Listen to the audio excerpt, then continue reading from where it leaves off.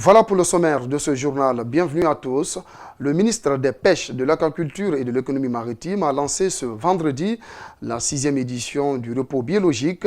Cela veut dire qu'aucun navire de pêche industrielle, excepté les pélagiques, n'est autorisé à pêcher dans les eaux guinéennes. L'objectif est de permettre aux ressources halieutiques de se reconstituer. Ce repos biologique va commencer le 1er juillet pour prendre fin le 31 octobre 2019. On fait le point avec Mamadou Saliouba et Kierno Sadouba. Ces 30 dernières années, les ressources halieutiques du pays ont connu une baisse considérable de leur abondance.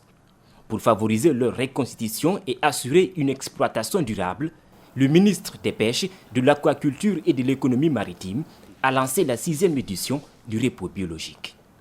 Il est porté à la connaissance de tous les opérateurs du secteur de la fermeture aux activités de pêche industrielle et de pêche artisanale avancée chalutière de la zone maritime sous juridiction de la République de Guinée qui s'étend jusqu'à la limite de 60 000 marins calculés à partir de la ligne de base. La période de fermeture s'étend du 1er juillet 2019 au 31 août 2019 à 0 heure temps universel. Pendant cette période de fermeture, seules les activités de pêche artisanale sont autorisées. Les navires de pêche industrielle et les navires chalutiers de pêche artisanale avancée sont tous interdits de pêcher dans les eaux maritimes guinéennes. Tout navire réfractaire s'expose à la rigueur de la loi. Pendant les mois de juillet et août, les principales espèces de poissons se reproduisent. Le ministre des Pêches veille à ce qu'elles ne soient pas capturées par les navires de pêche industrielle et les navires chalutiers de pêche artisanale avancée. Lors d'une conférence de presse, il rassure que toutes les mesures sont prises pour que les citoyens ne manquent pas de poissons. Toutes les dispositions sont prises par mon département en collaboration avec la CONAPEG et le secteur privé pour assurer la fourniture régulière de poissons au niveau du marché national. Des stocks de sécurité sont déjà disponibles au niveau des entrepôts frigorifiques des sociétés de pêche. À ces stocks de poissons congelés viendra s'ajouter la production de la pêche artisanale qui n'est pas concernée par cette période de repos biologique. Le repos biologique, qui est sa 6e édition, prendra fin le 31 août 2019. Cette fois, les navires de pêche industrielle ne sont pas les seuls concernés. La disposition s'applique aussi aux navires chalutiers de pêche artisanale avancée pour permettre aux poissons de se reproduire. La section Belgique du Fonds national pour la défense de la Constitution vient de faire un sitting. À cette occasion, ils ont exprimé leur ferme volonté de barrer la route à toute tentative de modification constitutionnelle. La section Belgique du FNDC invite tous les Guinéens à faire front commun pour empêcher le président Alpha Condé de briguer un 3e mandat.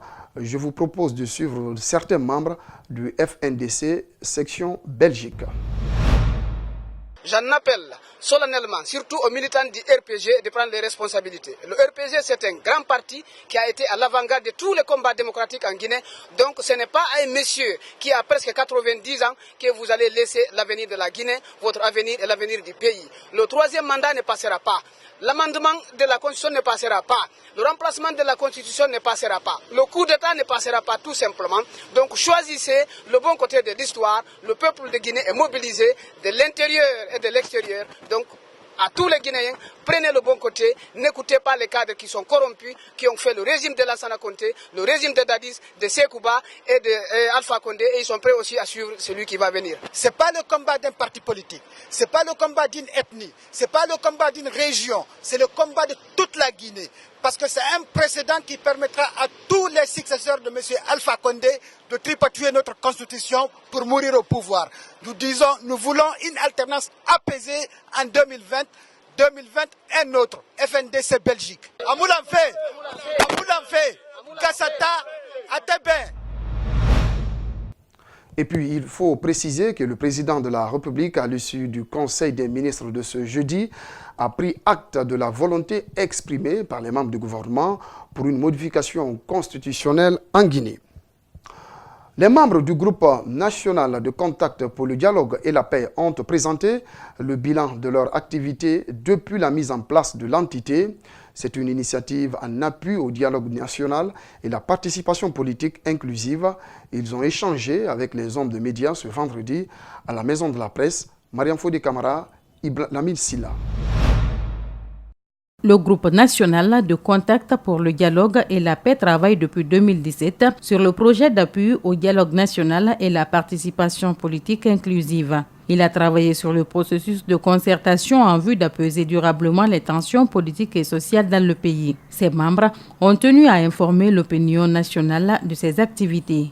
L'identification et la mise en place d'un groupe constitué d'éminentes personnalités guinéennes reconnues a été réalisée et ceux-ci se sont engagés à faciliter les processus de concertation en vue d'apaiser durablement les tensions politiques et sociales dans le pays.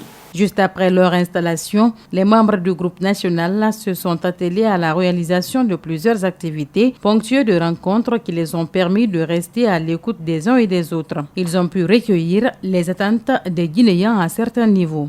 Il faut préciser que toutes les structures et personnalités rencontrées ont apprécié positivement la mise en place de ce groupe en tant que stratégie de dialogue et de paix axée et animée par des compétences nationales.